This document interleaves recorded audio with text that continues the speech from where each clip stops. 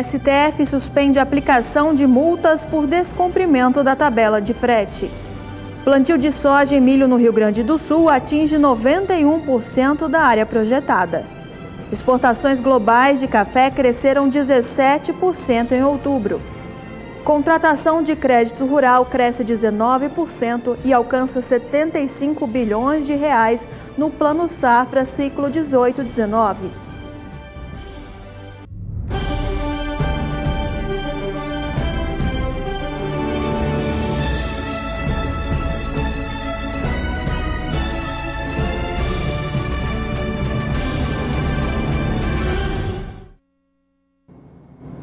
Olá, uma ótima tarde a você. Começamos agora mais uma edição do Agricultura BR. Uma ótima tarde para você, Carla. Boa tarde, Fabiano. Boa tarde para você de casa. Começamos esta edição falando que a aplicação de multas por descumprimento da tabela dos fretes foi suspensa nesta quinta-feira. Exatamente. E foi pelo ministro Luiz Fux. Luiz Fux, do Supremo Tribunal Federal, suspendeu essas medidas das multas e outras que poderiam acarretar durante esses 2 últimos dias. O que acontece? Ele atendeu uma solicitação que foi feita pela CNA, que colocou à disposição a situação que está acontecendo em torno das cadeias produtivas de não estarem cumprindo. Essa medida, em relação às multas, ela foi tomada em maio, logo após a deflagração daquela greve dos caminhoneiros, que tantos prejuízos causaram para a economia brasileira. E olha, tem muito assunto que está ocorrendo por conta disso, porque há também uma suspeita, pelo menos uma organização que possa ter uma nova paralisação de caminhoneiros lá no mês de janeiro. Eu estou aqui com a Sara Kirchhoff. Sara, o Luiz Fux, ele suspende essas medidas, essas multas, por quanto tempo que isso está suspenso, quais devem ser os impactos imediatos? Boa tarde. Boa tarde, Fabiano. Boa tarde a todos. Então, o Supremo Tribunal Federal, como você falou, através de Luiz Fux, decidiu suspender essas multas aí em função do não cumprimento do tabelamento mínimo do frete. De acordo com o STF, a suspensão ela vale, Fabiano, até o exame do mérito da ação direta no plenário. Então, a gente ainda não sabe exatamente quanto tempo que isso vai durar, mas, por enquanto, é uma boa notícia, sim, para o setor aguardava bastante por isso e, através da Confederação da Agricultura e Pecuária, vinha já tentando derrubar essa medida que foi adotada pelo governo, o presidente Michel Temer, lá em maio, quando teve paralisação dos caminhoneiros, que atingiu praticamente todo o país e durou 11 dias, trouxe prejuízos grandes aí em função do aumento dos preços do combustível. Então, com essa medida, veio o tabelamento do frete, que foi uma medida editada pela ANTT, Agência Nacional de Transportes Terrestres, e desde então o setor do agronegócio vinha se reunindo aí e se unindo cada vez mais para tentar derrubar essa medida. A medida que, inclusive, vinha impactando naqueles leilões de frete da Conab, a Companhia Nacional de Abastecimento, porque como havia um preço mínimo já pré-fixado, os leilões também estavam sendo prejudicados, um deles chegou a ser suspenso na semana retrasada. Então, essa medida ela traz agora um certo alívio para o mercado. As multas podiam chegar até R$ 10.500 e então a CNA vinha dizendo que essa medida ela era inconstitucional, porque o governo não poderia cobrar esse tabelamento, o preço mínimo aí do frete, que ele seria inconstitucional. Então, por enquanto, as multas estão suspensas, Fabiano. Tá certo, Sara, obrigado pela participação. Olha, esse é um tema importante em torno do que pode acontecer para os próximos meses. Por que eu estou falando desses próximos meses? A Sara estava destacando a decisão do ministro do Supremo Tribunal. Luiz Fux suspende, atende uma solicitação importante, até como a Sara acabou de colocar, até ser apreciado em plenário. Entretanto, há algumas movimentações por conta dessas multas mesmo. E elas ocorrem por parte das organizações que representam os caminhoneiros no país. Um fator importante é que os caminhoneiros, os profissionais da estrada, da rodovia, eles não têm uma organização única. Entretanto, algumas delas têm se manifestado. É o caso da CNT, que através do Comando Nacional dos Transportes, que na voz de Bruno Talhari, do Rio Grande do Sul, ele tem falado o seguinte, que A maioria dos caminhoneiros está à míngua. Essa foi a frase dele para o jornal O Estado de São Paulo. Neste fim de ano, estamos tendo de escolher se pagamos a manutenção dos caminhões ou colocamos comida dentro de casa. Está justificando a seguinte situação. No país está sendo organizada, ou pelo menos começa uma espécie de organização dos grupos de WhatsApp de caminhoneiros para uma nova paralisação no dia 22 de janeiro, 2 dias após a revisão da tabela de frete mínimo marcada para o dia 20. O motivo que está sendo apontado por eles da nova greve seria o descumprimento da tabela, que de acordo com eles não está sendo colocada em prática pela maior parte do mercado. Não é colocada em prática porque ela é inviável, essa que é a verdade. Quando o governo federal ele aceitou, acabou aceitando todas as situações que foram impostas em maio deste ano por parte dos caminhoneiros, ele aceitou e publicou situações que não cumprem.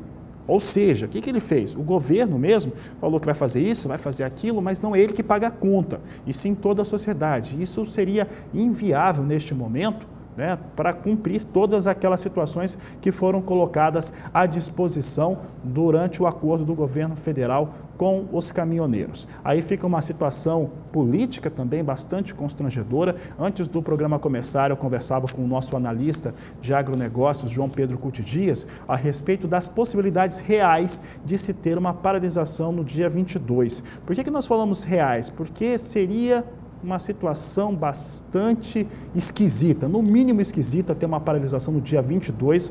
O governo federal novo estaria há pouco mais de 20 dias no governo, tentando fazer os acertos necessários. Essa decisão de agora vem do Supremo Tribunal Federal e ela é uma solicitação real da sociedade brasileira que não vê como conseguir arcar com aquelas ações que foram acordadas entre o governo federal e os caminhoneiros em maio deste ano. Portanto, vamos acompanhar essa situação. Em relação ao agronegócio, o impacto principal, claro que vai ter impacto em todos os setores, mas o impacto principal seria na soja, que começa a ser escoada lentamente em janeiro, lá do estado de Mato Grosso. Então, ali já teria algum impacto. O governo federal novo ou o governo de transição ainda não se manifestou em torno dessa situação, mas ela causa risco, ela traz risco para o bem-estar social e da população inteira e principalmente da economia do país.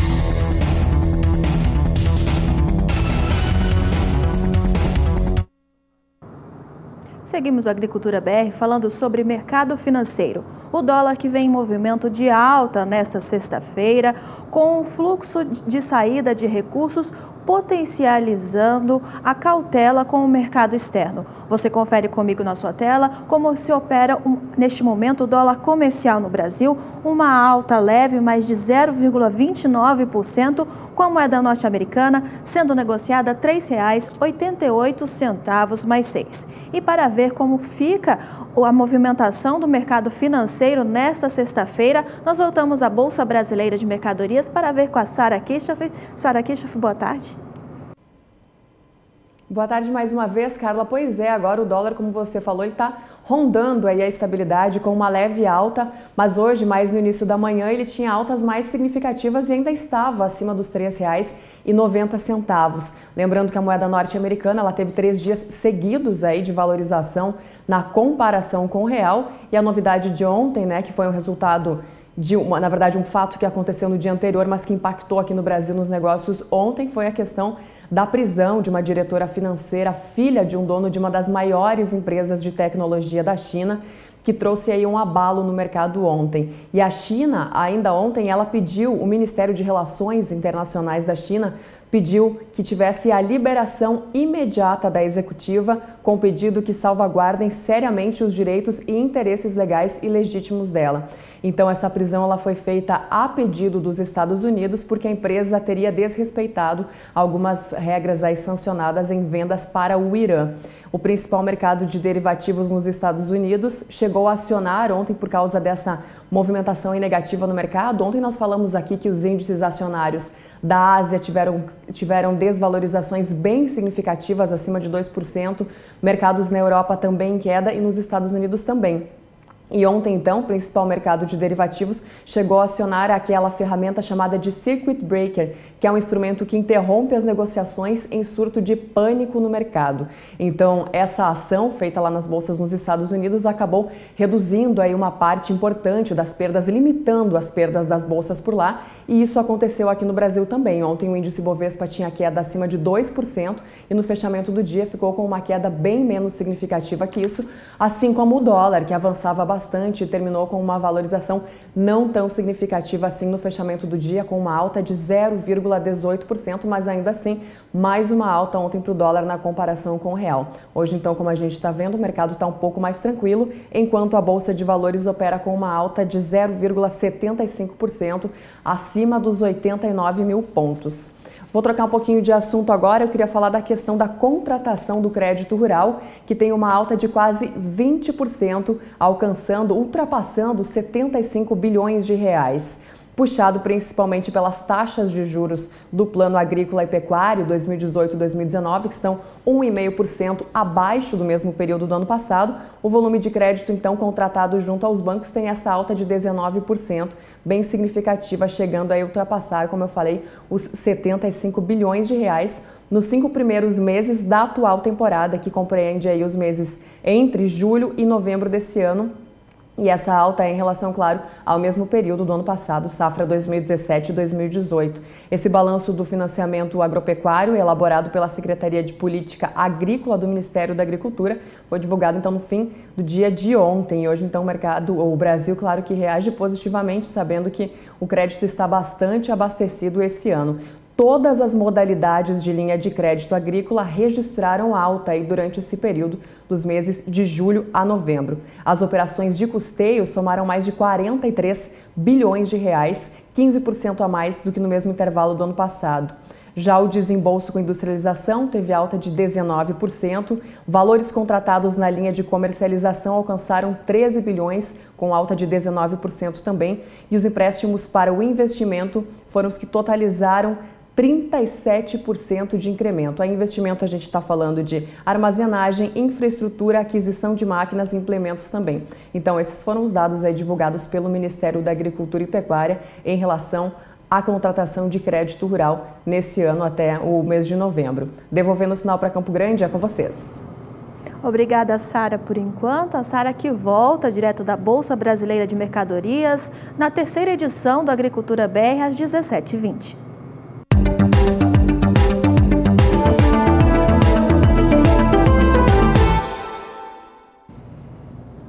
No estado do Rio Grande do Sul, a Emater local divulgou números mostrando como é que estão algumas das principais culturas do Rio Grande do Sul.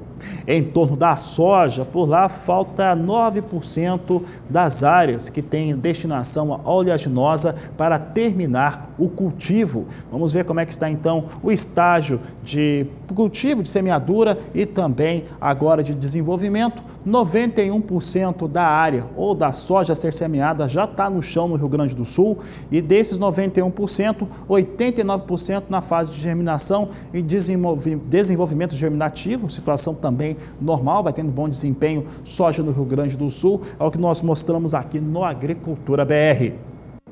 E agora nós conferimos os preços praticados para a saca de 60 quilos da soja nos principais portos brasileiros. Você confere comigo na sua tela que no Porto de Santos e no Porto de Paranaguá, o preço da saca de 60 quilos da soja está sendo negociado em linha em R$ 86,00 em cada porto. E agora, mudando de assunto, ainda falando sobre a soja, a Bolsa de Cereais de Buenos Aires divulgou o panorama semanal agrícola e aponta um avanço de 54% para a área plantada com a soja no país. Você confere comigo os dados que a Bolsa trouxe sobre o plantio da soja na Argentina, onde já 54% da área projetada em 17.900.000 hectares já foi semeado. Isso mostra um avanço semanal de 13,3% ou 2.400.000 hectares, o maior progresso desde o início da campanha. O clima seco permitiu que o plantio avançasse rapidamente, mas foram registradas perdas de áreas por geadas e outros fatores, acentuadas em áreas com sementes de baixo vigor ou baixo poder germinativo. E nós vamos para a Somar Meteorologia ver com a Juliana Rezende como fica o clima para as áreas de plantio de soja na Argentina. Juliana Rezende, boa tarde, seja bem-vinda. Olá, muito boa tarde, Carla. Olha, após uma semana de tempo mais seco, tivemos a atuação de uma massa de ar mais seco em grande parte do sul da América do Sul, que propiciou então um avanço das atividades no campo, mas por outro lado preocupa os produtores e devido à falta de chuvas na região, a gente volta a ter instabilidades avançando pela região da Argentina já a partir desses próximos dias. As áreas de instabilidades migram principalmente para a faixa leste até o dia 12 de dezembro. A tendência então é de pancadas até de forte intensidade, isso porque a gente tem uma nova frente fria que vai avançar pela América do Sul, vai trazer mais instabilidades entre a região sul, alcançando a Argentina, o Uruguai também. A chuva, então, vai ficar um pouco mais localizada pela faixa leste, não vai conseguir se espalhar pelas demais áreas produtoras da Argentina, então é uma chuva mais localizada. A partir da semana seguinte, a partir do dia 13, a gente volta a ter instabilidades migrando um pouco mais para o norte da Argentina. E aí essa chuva ganha até um pouco mais de intensidade, principalmente em áreas mais próximas do Paraguai, Rio Grande do Sul. A chuva é mais forte, mais intensa, com risco até para temporais. E aí, dessa vez, é que a chuva consegue se espalhar um pouco mais. Voltamos a ter áreas de instabilidades alcançando em grande parte de áreas produtoras da Argentina. Mesmo que não seja uma chuva tão forte e volumosa, que consegue se espalhar e alcançar as demais áreas produtoras da Argentina, o cenário ainda segue um pouco mais otimista do que no decorrer dos últimos dias, onde foi o tempo seco e firme que predominou em grande parte das áreas produtoras de soja na Argentina. Então, nos próximos dias, tem previsão de retorno da chuva na Argentina, principalmente em áreas produtoras de soja. Daqui a pouco eu volto com mais previsão do tempo. E por aqui falamos a respeito da soja no cenário internacional. Olha, tradicionalmente o Departamento de Agricultura norte-americano divulga o seu relatório de vendas e exportações na quinta-feira.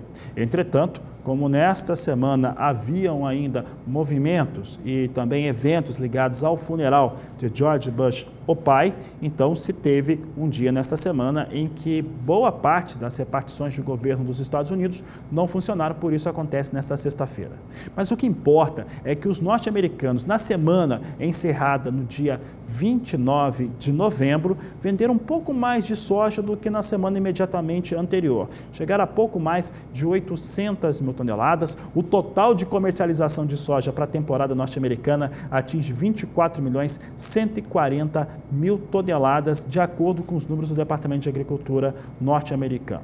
Mas o que chama bastante atenção e que você só vê aqui na Agricultura BR, porque a gente olha lá os mapas que os Estados Unidos estão mandando, os gráficos e também os relatórios enviados, é em torno de quem é o maior comprador. Olha só, a semana encerrada em 29 de novembro, ela é marcante porque é a última semana a ser considerada antes da trégua que foi firmada entre China e Estados Unidos na noite do último sábado em Buenos Aires. Entretanto, os números que nós vamos mostrar agora chamam muita atenção, porque no caso da China, a China ela fez, durante essa semana encerrada no dia 29 de novembro, ela fez cancelamentos, foram cerca de 1.500 toneladas de soja canceladas de compra junto aos Estados Unidos. Na campanha total 18-19, a China comprou pouco mais de 540 mil toneladas dos Estados Unidos. Mas a informação que a gente traz agora, que é mais curiosa, é em relação aos maiores compradores atuais. Os Estados Unidos reduziu muito as suas vendas com a China fora do negócio. Firmou parcerias mais claras com a União Europeia. E a União Europeia, o bloco comum de países europeus, é o maior comprador de soja dos Estados Unidos nessa campanha 18-19, por enquanto. Chega ali a 3.900.000 toneladas. O tão depreciado México pelos norte-americanos é o segundo maior mercado. E veja só, Por enquanto, o terceiro maior comprador de soja americano é a Argentina.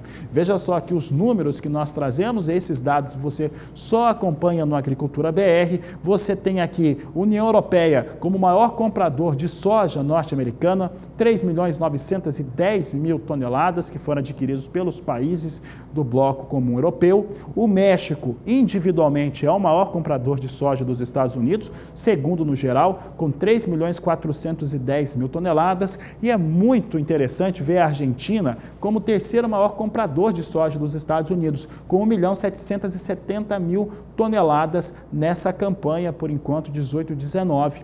A China, como você sabe, praticamente fora do mercado, até o momento fez aquisição de 580.000 toneladas da oleaginosa e toda semana cancela. Vamos ver se na próxima semana aparece algum cancelamento chinês. Só para ter um resumo geral do relatório que foi apresentado, você acompanha comigo. Os norte-americanos tiveram vendas de 890.932 toneladas na semana encerrada em 29 de novembro, 200.000 toneladas a mais do que uma semana antes. Na safra, venderam 24.140.000 toneladas. A meta norte-americana é tímida, com 51.710.000 toneladas.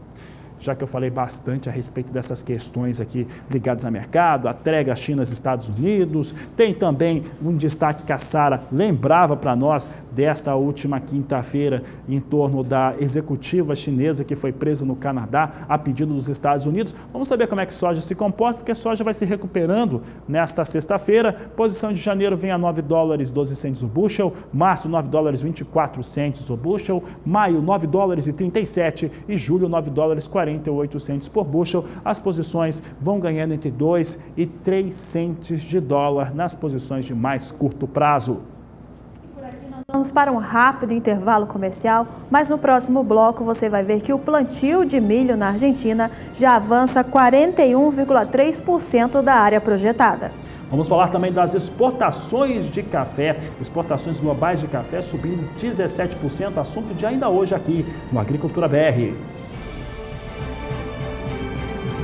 O assunto aqui no Agricultura BR a partir de agora é milho, e nós vamos trazer em destaque como é que vem os números lá para a Argentina. A Argentina que tem expectativa de recuperação nas suas diversas culturas. E toda quinta-feira à tarde nós temos a Bolsa de Cereais de Buenos Aires divulgando o seu levantamento semanal de acompanhamento de lavouras. No caso do milho, a Bolsa de Buenos Aires ela aponta para 41,3% de alcance agora de plantio do milho, numa área estimada em 5.800.000 hectares. A Argentina, na última semana, teve algumas situações climáticas que trouxeram algum peso negativo, prejudicaram um pouco ao desenvolvimento na província de Buenos Aires. Já os avanços maiores, eles foram identificados nas províncias de Santa Fé e também Córdoba. Vamos ver o resumo aqui desse levantamento apresentado pela Bolsa de Cereais de Buenos Aires. Aqui eu estava dizendo, 41,3% da área total cultivada,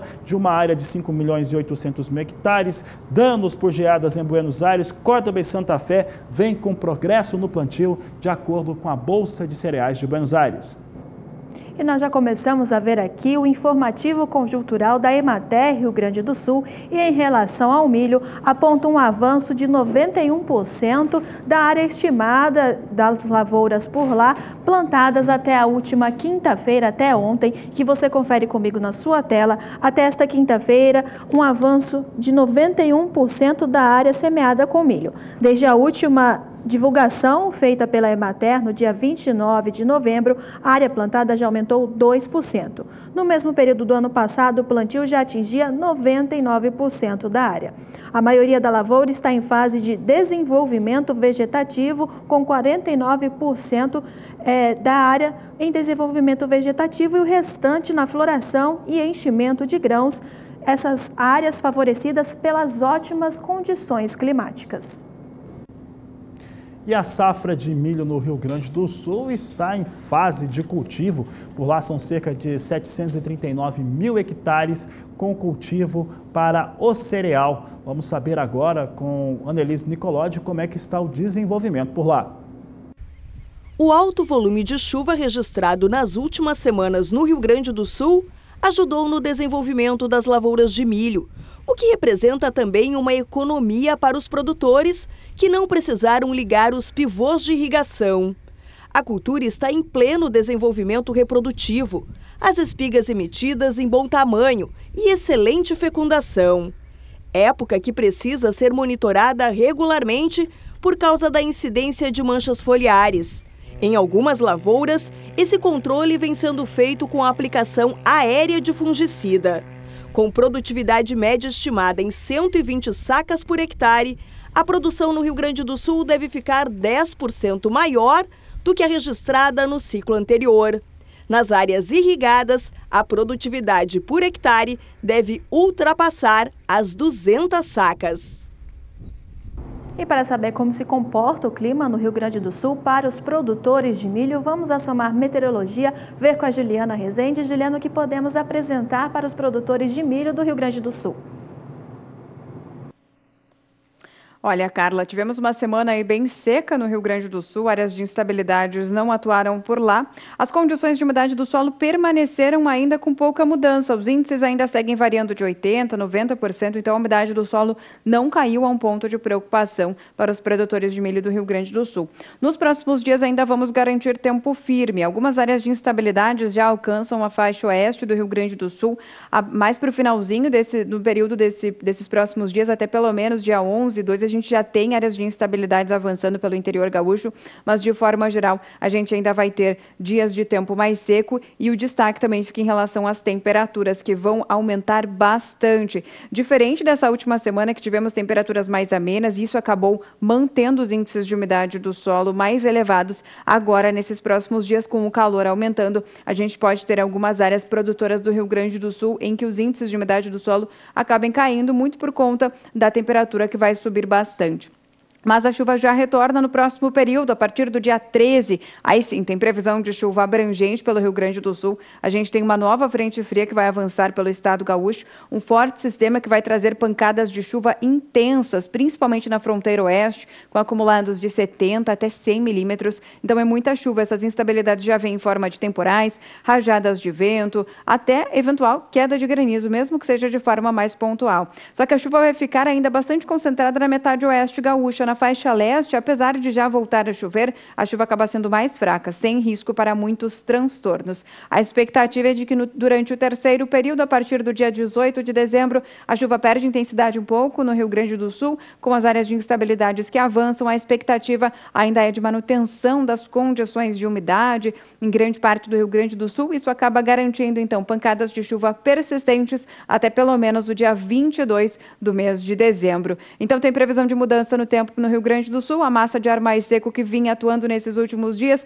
ainda segue predominando no decorrer até o comecinho da próxima semana, mas é em meados da próxima semana que finalmente a chuva retorna para áreas produtoras do estado gaúcho. Daqui a pouco eu volto com mais previsão do tempo.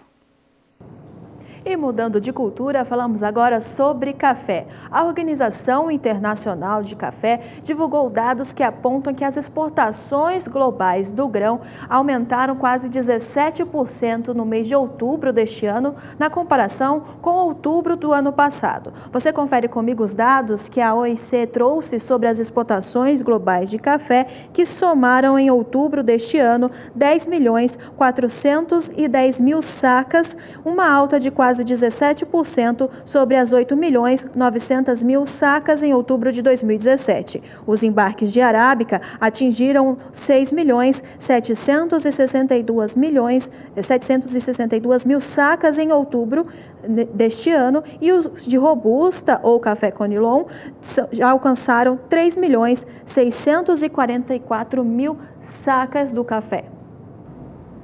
Por aqui, seguimos falando de café, agora arábica. Vamos ver como é que vem as negociações na Bolsa de Nova York, plataforma Ice Futures. Você acompanha comigo aqui os números. Nova York vem com leve correção, na estabilidade, com leve correção negativa aqui para as posições de curto prazo. Março vem a $1, 5 centes mais 55 a libra peso. Maio, $1, 8 centes mais 90 por libra peso. Julho negociado a $1, 11 centes mais 45. E setembro a $1, 14 centes mais 5 a libra peso.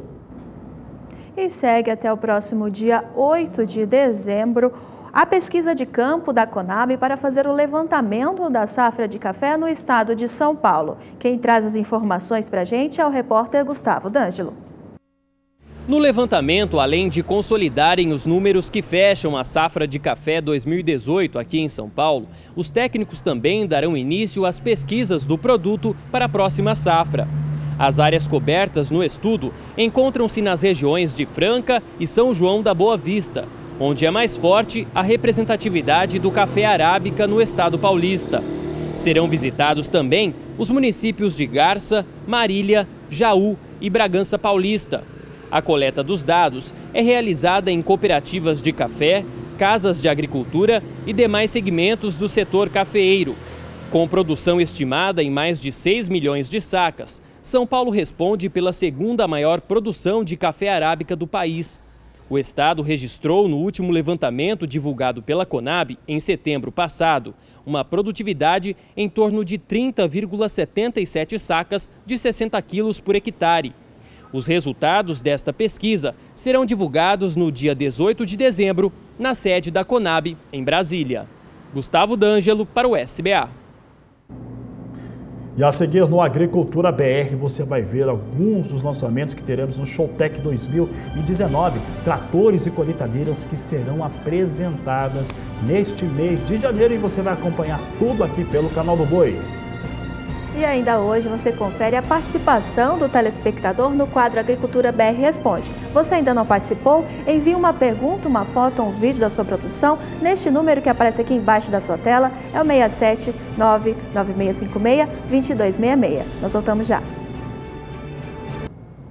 E a Marfrig é o destaque do quadro Agroações de hoje.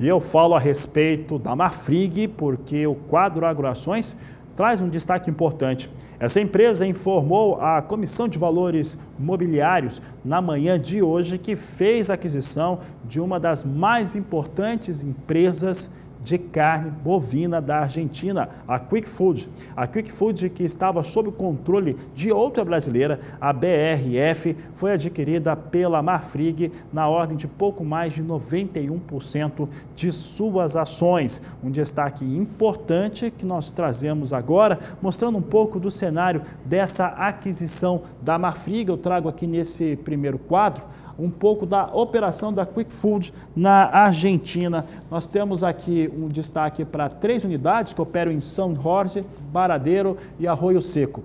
Capacidade de 620 cabeças em abate, cabeças bovinas. Processamento diário de 6.000 toneladas. O faturamento em 2017 foi de 352 milhões de dólares, de acordo com os números apresentados pela própria Quick Food. Um outro destaque importante é que essa empresa ela foi adquirida pela ordem de 54 milhões e 900 mil dólares. A Quick Food tem uma forte operação, ela tem uma marca muito reconhecida na Argentina e é conhecida principalmente por conta da qualidade dos hambúrgueres, que é uma referência naquele país. Um dos fatores que nós destacamos nessa aquisição feita pela Marfrig foi o acerto feito com a BRF, tanto naquele cenário que envolve a Quick Food, quanto aqui no Brasil também. Isso porque vai ter um fornecimento entre as duas empresas. Nós destacamos agora como é que vem os valores das ações. Você tem aqui comigo ações da Marfrig negociadas na Bolsa de São Paulo sobre a sigla MRFG3. Em 7 de novembro eram R$ 6,50. No dia 14 recuava a R$ 6,26. Dia 26 de novembro e vinha encerrando o mês a R$ 6,08. No dia 3 de dezembro vinha com alguma recuperação a R$ 6,36. Nesse último dia 6 de dezembro vinha com negócios a R$ 6,34. A Marfrig também anunciou um acordo de parceria com a BRF no valor de 100 milhões de reais, pelo qual assume a produção de hambúrgueres, almôndegas e quibes da fábrica de Várzea Grande. Então teve um acordo maior aí com a BRF que fez, passou parte da sua operação, quase toda a sua operação, para as mãos de Marfrig, e em Várzea Grande também esse acordo feito aqui no mercado interno brasileiro. Agora, o que eu quero saber é como que o mercado aceitou essa informação, que foi informada oficialmente mesmo pela Marfrig, como é que ele reage, né? O mercado já sabia também dessa situação, então aqui as reações não são tão elevadas assim. Veja que o valor da ação nesse momento é de R$ 6,36, uma alta de 0,32%. E por aqui agora o destaque é para a Showtech 2019.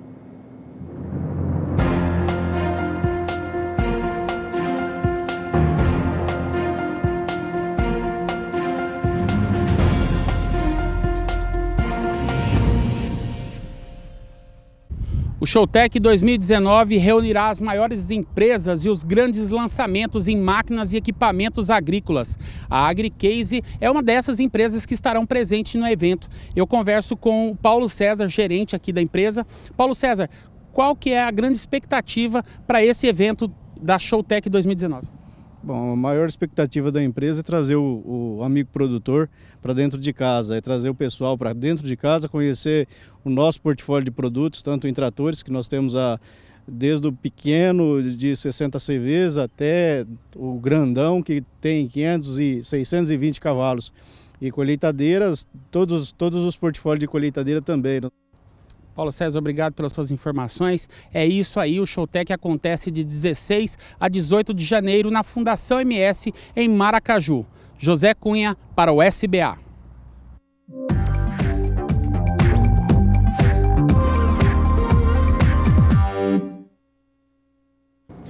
A Agricultura BR Responde é um dos quadros que mais gostamos, porque tem a participação do telespectador, respondendo aqui perguntas técnicas sobre o mercado e também sobre o clima.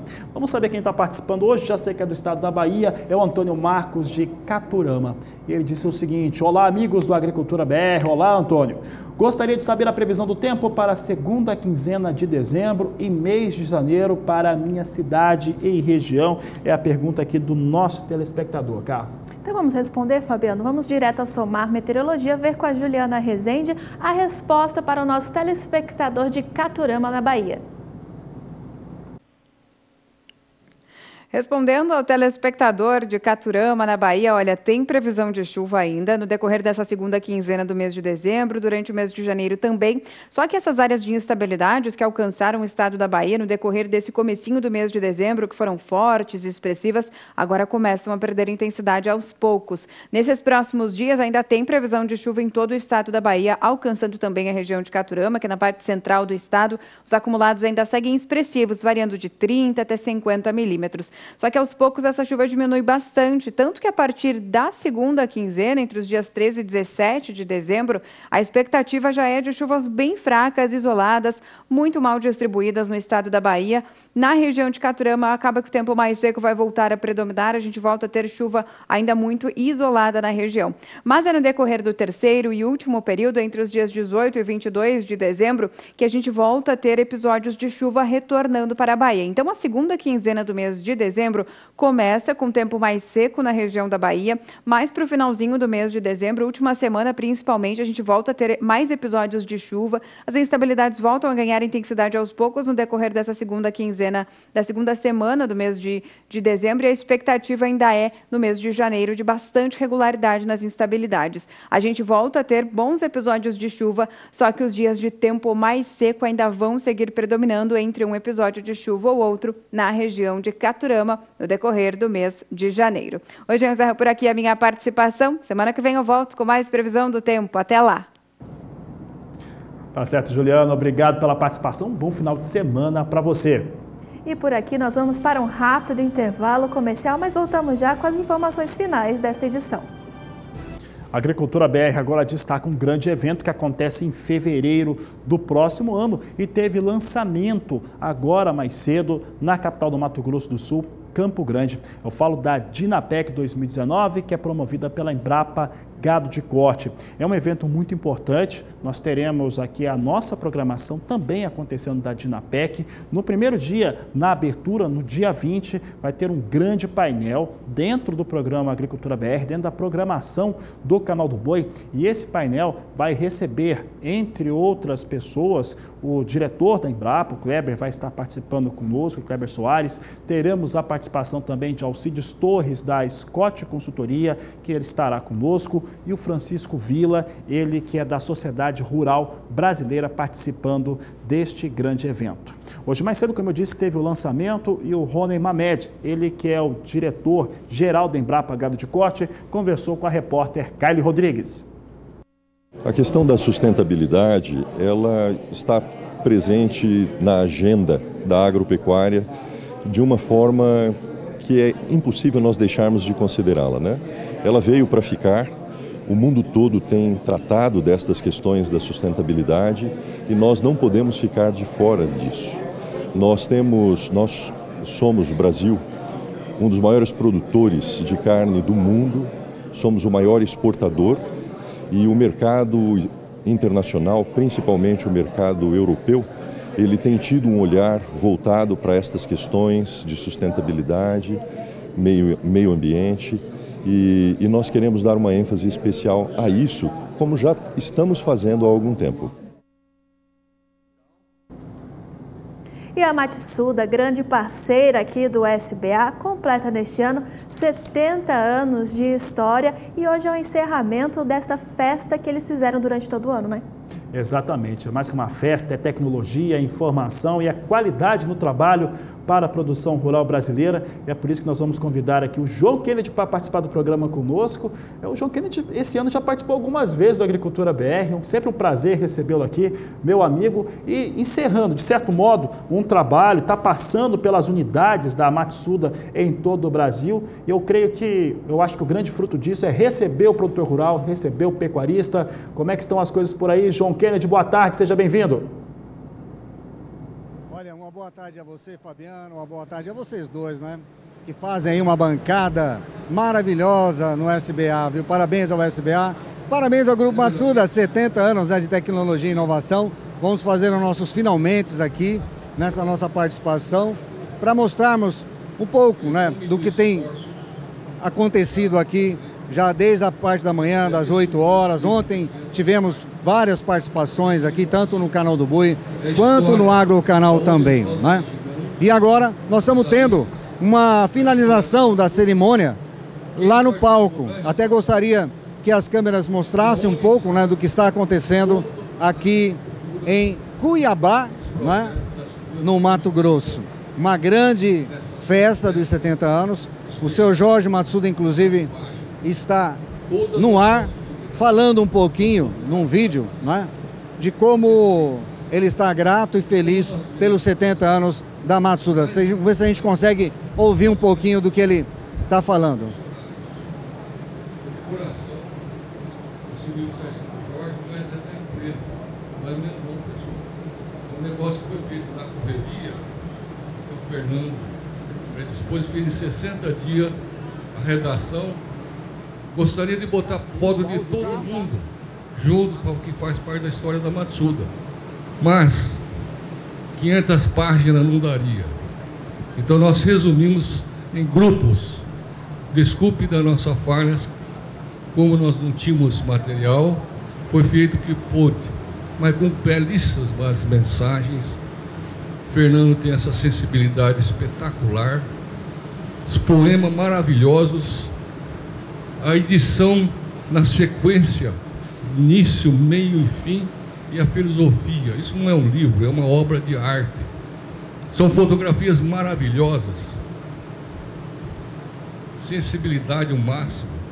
E, lembrando bem, é um negócio que a gente está junto aqui presente, que faz parte do coração, que eu lembro da Lívia. A Lívia fala: Jorge, eu vou fazer o livro para você junto. Então a gente agradece também essa sensibilidade e estamos aqui juntos. Eu passei momentos difíceis, falei: ó, será que eu vou aguentar? Aí o Fernando acelerou o livro, mas estamos juntos aqui, feliz de estar aqui participando novamente, graças a Deus. Obrigado a todos. Vocês fazem parte da família e a gente fica muito feliz de estar junto com meus pais, meus tios, meus sucessores e vocês junto. Que nós, igual nós falamos, nós estamos no 2º andar ainda. Nós vamos para o 10º andar. Estamos começando a história ainda agora. Obrigado a todos. Obrigado.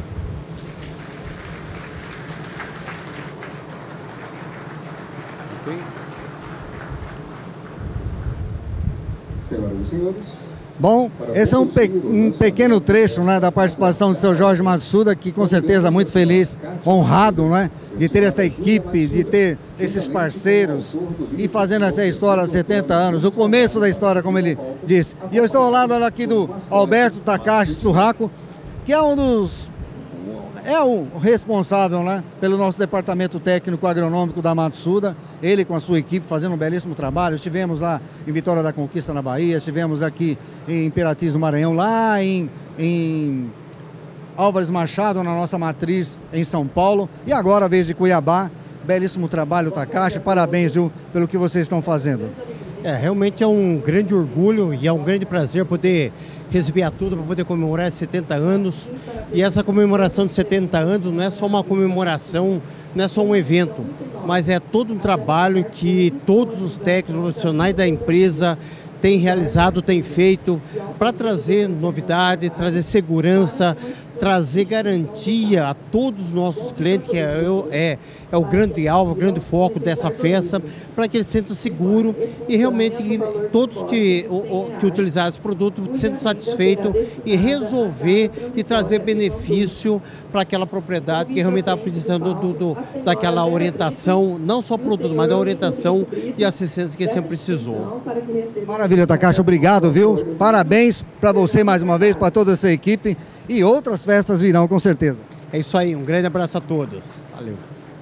Obrigado, Takashi. Vamos voltar lá no palco para mostrar o que está acontecendo nesse momento, que é uma data importante, lançamento do livro do seu Jorge Matsuda. Está ali o Matsudinha, o nosso mascote social, representando todo o grupo, né?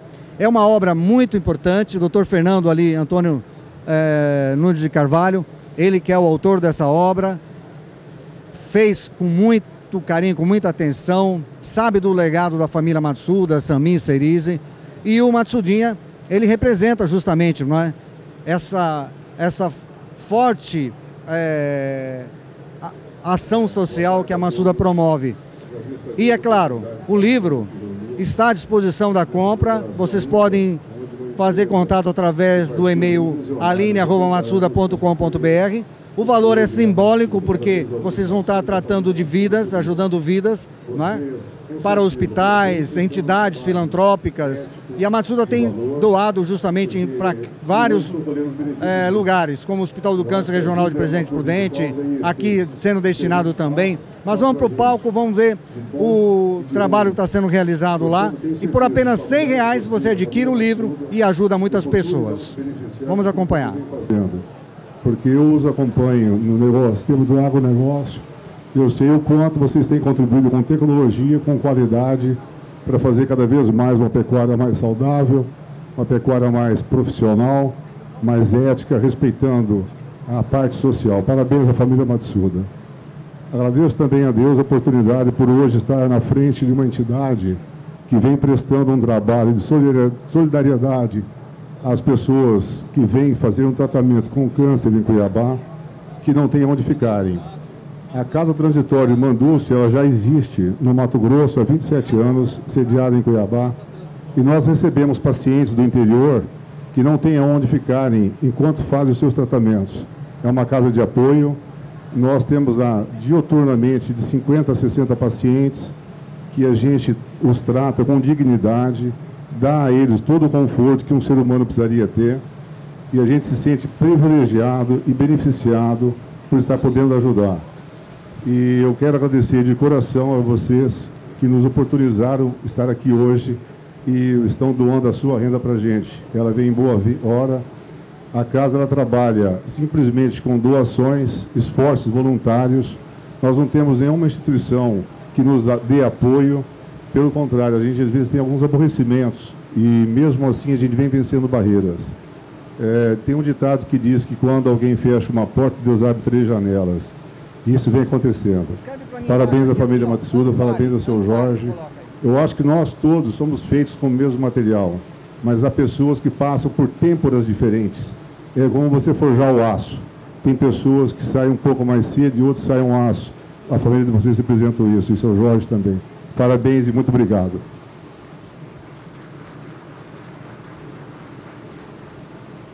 Olha só, né? A importância justamente de termos essas pessoas que fazem um belíssimo trabalho, as casas de apoio, né? As entidades, isso com certeza reverte ao bem-estar social. Voltamos lá no palco, o Dr. Fernando Antônio Nunes de Carvalho está passando um importante recado. Meu nome é Jorge Matsuda, porque ele está completando 70 anos também esse ano e coincide com 70 anos. Eu tive a honra de trabalhar para a primeira geração, para a segunda, para a terceira, quem sabe eu trabalho para a quarta também. Mas o mais importante dizer a vocês é o seguinte, a Matsuda, o compromisso dela é com vocês. Vocês são o Brasil de verdade, o Brasil que acorda cedo, que não liga muito para vai mudar isso ou aquilo, acredita no trabalho, acredita no suor, acredita em honestidade, que tem honra. Isso é uma coisa que no país parece que é uma besteira hoje, falar de honra, de honestidade. Isso tem berço, isso tem raiz, isso tem genética. E vocês são um bom exemplo disso. A nossa equipe, o nosso pessoal, que a maior riqueza da Matsuda não são só as plantas, não são só as fábricas nem fazendas, são as pessoas. As pessoas que formam a Matsuda, que trabalham todos os dias. A Matsuda foi formada por milhares de pessoas.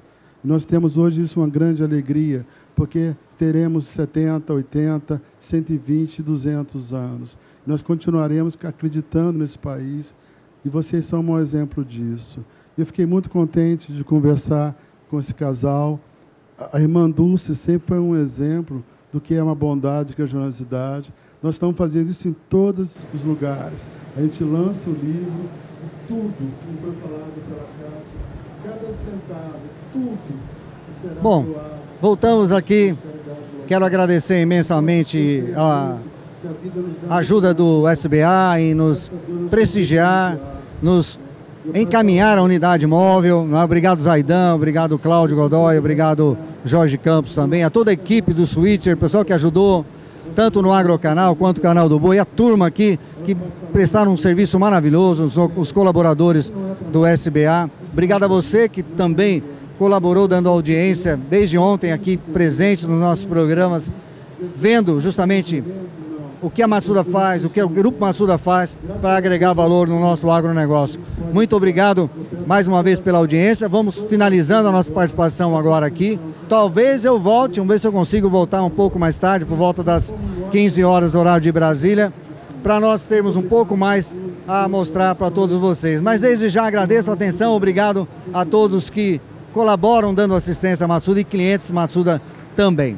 Vou ficando por aqui, é com vocês aí na minha querida Campo Grande, cidade morena de Campo Grande. Fabiano, é com vocês aí. Obrigado. Obrigado a você, João Kennedy. Um grande abraço a você, a família Matsuda. Olha, particularmente, manda um abraço para o Alberto Takashi, faz tempo que ele participa, né? A gente participou tantos anos do programa juntos. Um grande abraço a todos vocês. Essa homenagem a Jorge Matsuda é uma homenagem ao agronegócio brasileiro, a quem trabalha, ao empreendedor desse país.